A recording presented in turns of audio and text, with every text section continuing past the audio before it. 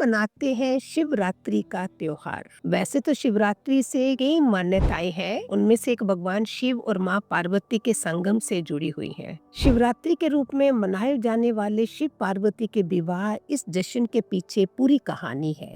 और नहीं पता है तो हम आपको बताते हैं कि पर्वत राजा हिमवंत का राज कैलाश पर्वत के बहुत करीब पर्वत राजा का विवाह स्वर्ग की एक अप्सरा के साथ हुआ, जिनका नाम था मेनका। इन दोनों की पुत्री थी देवी पार्वती। उनका नाम पार्वती इसलिए रखा गया क्योंकि वो पर्वत राजा की पुत्री थी और हर चीज में बहुत कुशल थी। माता पार्वती बचपन से ही भगवान शिव से ही शादी करने की इच्छुक थी। पिता हिमवंत की लाख कोशिशों के बाद भी उन्होंने अपना फैसला नहीं बदला। आखिर हिमवंत पार्वती को भगवान शिव के पास ले गए और उन्हें कहा कि अब से पार्वती आपकी सेवा करेगी। उस दिन से पार्वती उनकी सेवा करने लगी और उन्हें प्रसन्न करने का पूरा प्रयास करने लगी। भगवान ब्रह्मा इसके बारे में सब जानते थे, इसलिए उन्होंने शिव के दिल में पार्वती के लिए प्रेम जगाने की खातिर उन्होंने प्रेम के भगवान को शिव जी के पास कैलाश भेजा, जहाँ वो देखते हैं कि शिव जी ध्यान मगन है। प्रेम के भगवान को अपना दिया हुआ कार्य भी पूरा करना था,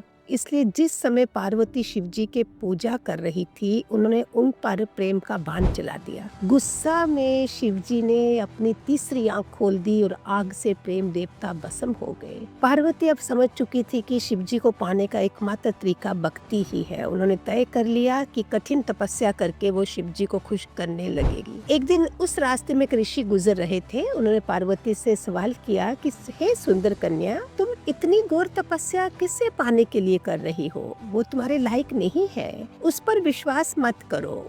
कन्या लौट जाओ।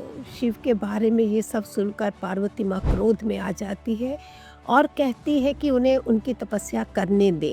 ये सुना ही था कि शिव जी एक ऋषि से अपने असली रूप में आ जाते हैं और पार्वती माँ अपनी परीक्षा में सफल हो जाती है।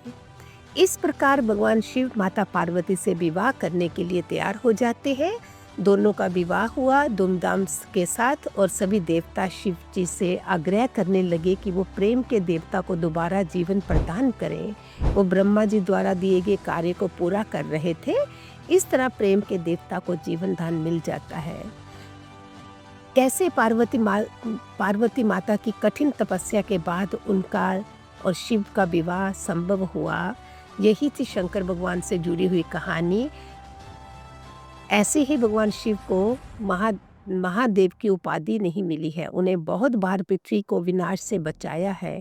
इस प्रकार आप भगवान शिव के गले में लिपटे सर्प, डमरू, रुद्राक्ष, त्रिशूल, कैलाश पर्वत आदि से जुड़ी हुई बातें सारी जुड़ी हुई है। हम इसको और आगे बताएंगे। हरि ओम।